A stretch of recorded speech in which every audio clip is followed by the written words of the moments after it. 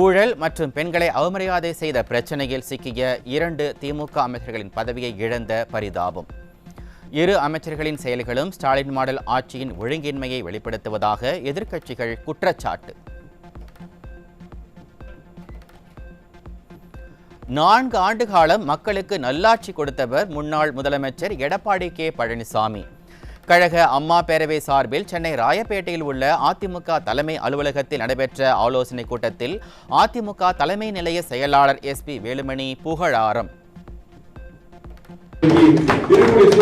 ஒட்டுமொத்த தமிழ்நாட்டு மக்களும் அனைத்து தரப்பும் இந்த ஆட்சி போக வேண்டும், திமுக ஆட்சி போக வேண்டும், எடப்பாடியார் முதலமைச்சர் வர வேண்டும் முடிவிட்டாங்க.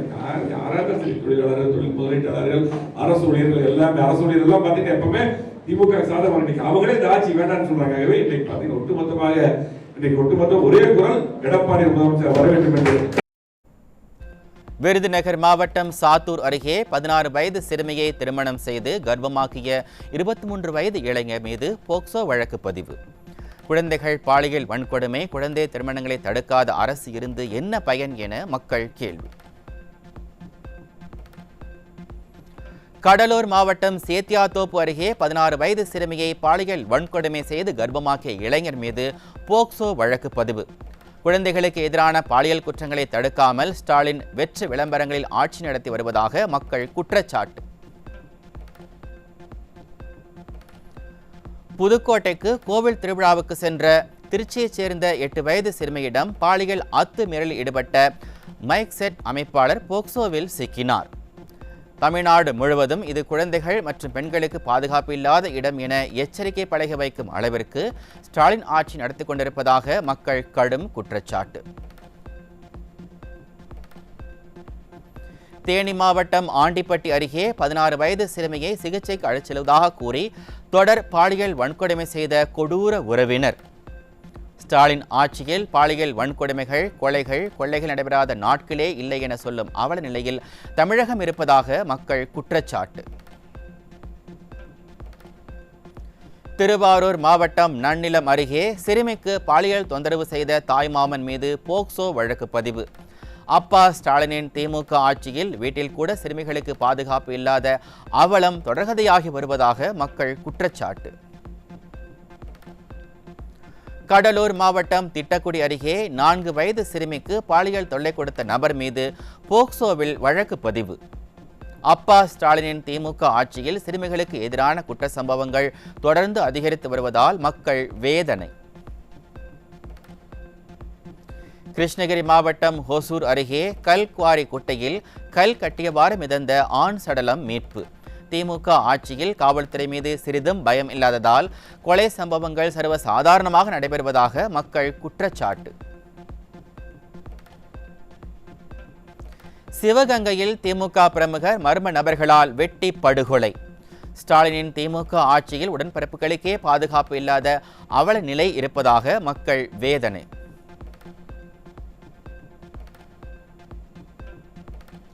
தூத்துக்குடி மாவட்டம் கோவில்பட்டியில் இளைஞர்களின் எதிர்காலத்தை நாசமாக்கும் கஞ்சாவை பதுக்கி வைத்திருந்த 6 பேரிடமிருந்து சுமார் 25 கிலோ கஞ்சா சிக்கியது.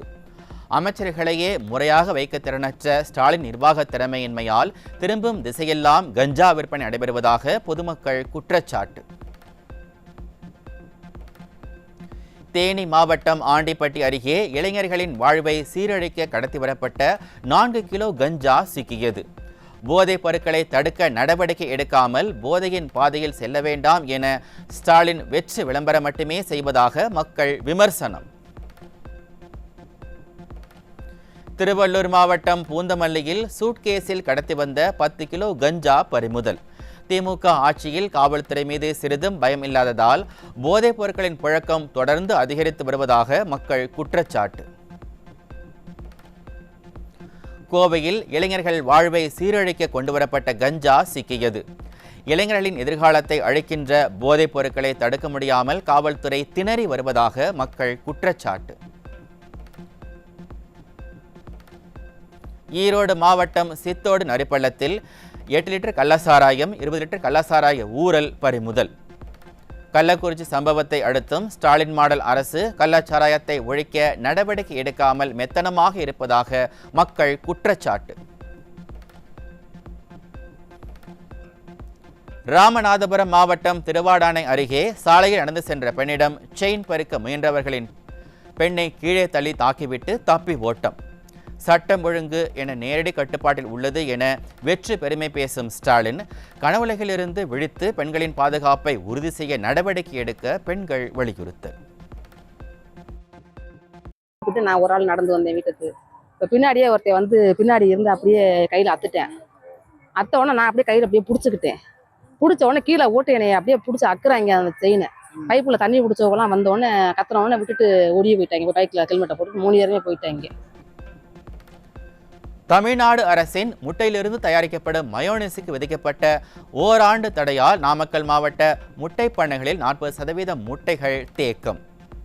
உணவு பாதுகாப்பு என்ற பெயரில் தரமற்ற மயோனீஸ் தயாரிப்பாளர்களை கண்டறியாமல் மொத்த முட்டை உற்பத்தியையும் பாதிக்கும் இந்த முடிவு எப்படி நியாயமாகும் என ஸ்டாலின் மாடல் அரசுக்கு முட்டை உற்பத்தியாளர்கள் கேள்வி. திண்டுக்கல் மாவட்டம் வேடசந்தூர் அருகே காதல் தோல்வியால் எலுமருந்தை குளிர்பானத்தில் கலந்து குடித்து வீடியோ எடுத்து ரீல்ஸ் பதிவிட்ட இளைஞர் மருத்துவமனையில் அனுமதி. மது அருந்துவது போன்ற காட்சியும் வெளியானதால் அப்பா ஸ்டாலினின் திமுக ஆட்சியில் எதை நோக்கி பயணிக்கிறது இந்த இளைஞர்கள் சமுதாயம் என மக்கள் கேள்வி. கடலூர் மாவட்டம் புவனகிரியில் உள்ள ஸ்ரீ அங்காள பரமேஸ்வரி அம்மன் கோவிலில் சித்திரை மாத அமாவாசையை முன்னிட்டு வெகு சிறப்பாக நடைபெற்ற ஊஞ்சல் உற்சவம். திரளான பக்தர்கள் பங்கேற்று சுவாமி தரிசனம்.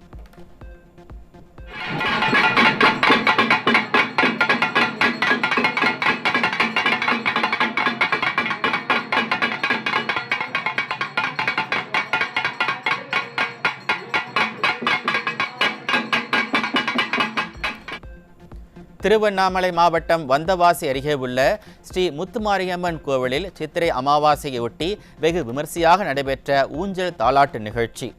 சிறப்பு அபிஷேகம் மற்றும் ஆராதனைகளில் திரளானோர் பங்கேற்று வழிபாடு.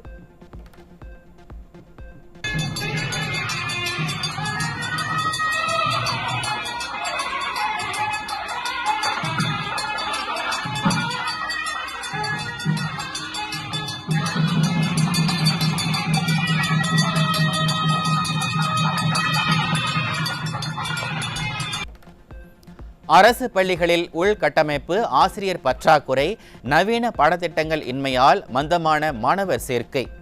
நிர்வாக திறனற்ற ஸ்டாலின் அரசு பள்ளிகளில் முறையான கட்டமைப்புகளை ஏற்படுத்தாமல் 5 லட்சம் மாணவர் சேர்க்கை இலக்கை அடைய ஆசிரியர்களை விளம்பர விற்பனையாளர்களாக மன அழுத்தத்திற்கு உள்ளாக்குவதாக குற்றச்சாட்டு. சிவகங்கையில் திமுக விளையாட்டு மேம்பாட்டு அணியின் துணை அமைப்பாளர் பிரவீன்குமார் முன்விரோதம் காரணமாக ஆயுதமேந்திய கும்பலால் வெட்டி கொலை. சொந்த கட்சி நிர்வாகிகளின் பாதுகாப்பை கூட உறுதி செய்ய தவறியது ஸ்டாலின் மாடல் அரசின் உளவுத்துறை மற்றும் காவல்துறையின் தோல்வியை வெளிக்காட்டுவதாகவே மக்கள் விமர்சனம். சென்னை கன்னியாகுமரி கடற்கரைகளில் எண்ணெய் எரிவாயு எடுக்க மத்திய அரசு அனுமதி அளித்ததற்கு பொதுமக்கள் அதிமுகவினர் கடும் எதிர்ப்பு. மீனவர்களின் வாழ்வாதாரத்தை பாதிக்கும் இந்த திட்டத்தின் அனுமதியை ரத்து செய்யவும் தமிழக அரசு தலையிடவும் வலியுறுத்தல். அனைத்து மகளிருக்கும் என கூறி ஓட்டு வாங்கி ஆட்சிக்கு வந்த 2 ஆண்டுகளுக்கு பிறகு பெண்களை தகுதியின் பெயரில் பிரித்து ஏமாற்றிய திமுக. அமைச்சர்களின் ஊழல், நிர்வாக தோல்வி, சட்டம் ஒழுங்கு சீர்கேடு, கொடுத்த வாக்குகளை நிறைவேற்றாமல் ஏமாற்றியது உள்ளிட்ட அவலங்களை மறைக்க விடுபட்ட பெண்களுக்கு மீண்டும் வாய்ப்பு என கூறி ஸ்டாலின் அரசு மீண்டும் ஏமாற்ற பார்ப்பதாக பெண்கள் விமர்சனம். சிவகங்கை மாவட்டம் காரைக்குடி 100 அடி சாலையில் சண்டையிட்ட 2 மாடுகள் இருசக்கர வாகனத்தில் முட்டியதில் பெற்றோருடன் சென்ற குழந்தை கீழே விழுந்ததால் பரபரப்பு. சாலைகளில் சுற்றித் திரியும் மாடுகள், நாய்களை கட்டுப்படுத்தாமல் விடியா அரசின் மாநகராட்சியின் அலட்சிய போக்குடன் செயல்படுவதாக மக்கள் குற்றச்சாட்டு.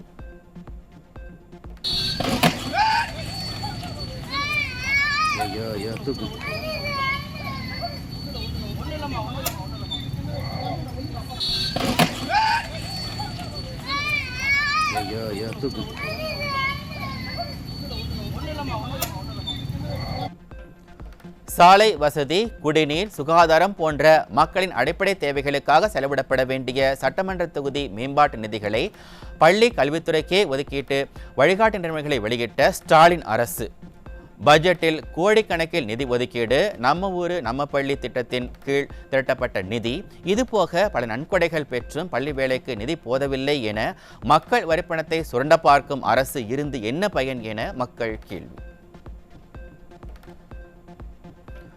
ஓடிடி மற்றும் சமூக ஊடகங்களில் பாலியல் காட்சிகளை தடுக்க மத்திய அரசுக்கு உத்தரவிடக் கோரும் பொதுநல மனுவை இன்று விசாரிக்கிறது உச்சநீதிமன்றம். இந்த வழக்கு இந்தியாவின் டிஜிட்டல் ஒழுங்குமுறைக்கான வழிகாட்டுதல்களை வழங்கும் என எதிர்பார்ப்பு. தமிழகத்தில் தஞ்சை, நாகை உள்ளிட்ட பல்வேறு மாவட்டங்களில் பரவலாக மழை. வெப்பம் தணிந்ததால் மக்கள் மகிழ்ச்சி.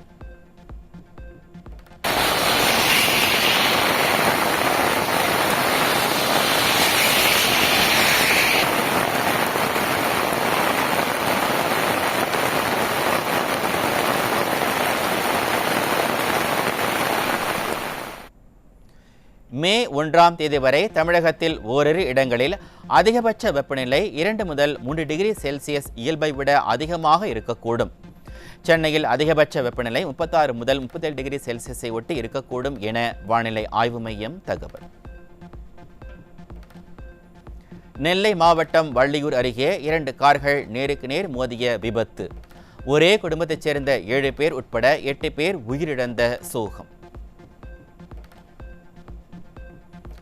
ராமேஸ்வரம் அக்னி தீர்த்த கடற்கரையில் பாதாள சாக்கடை கழிவுநீர் கடலில் கலந்து வருவதால் புனித நீராடும் பக்தர்களுக்கு நோய் தொற்று ஏற்படும் அபாயம்.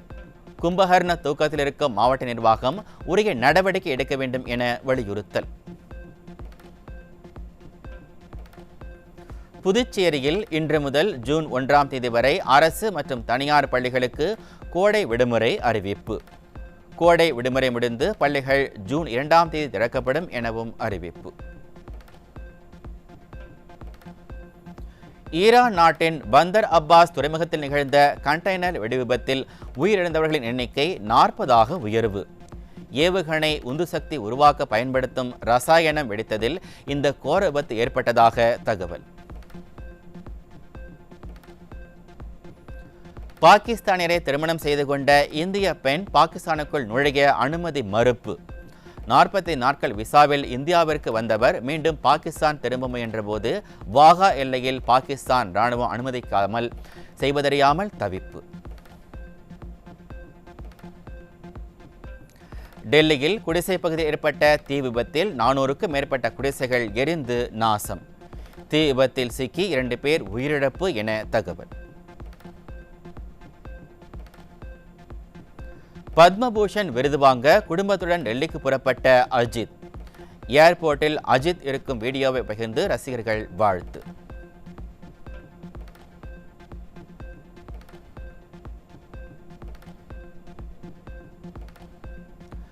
ஐபிஎல் தொடரின் 45வது லீக் போட்டியில் லக்னோ அணியை 54 ரன்கள் வித்தியாசத்தில் வீழ்த்தி மும்பை அணி வெற்றி. 12 புள்ளிகளுடன் மும்பை 3ஆம் இடத்திலும் 10 புள்ளிகளுடன் லக்னோ 6ஆம் இடத்திலும் உள்ளன.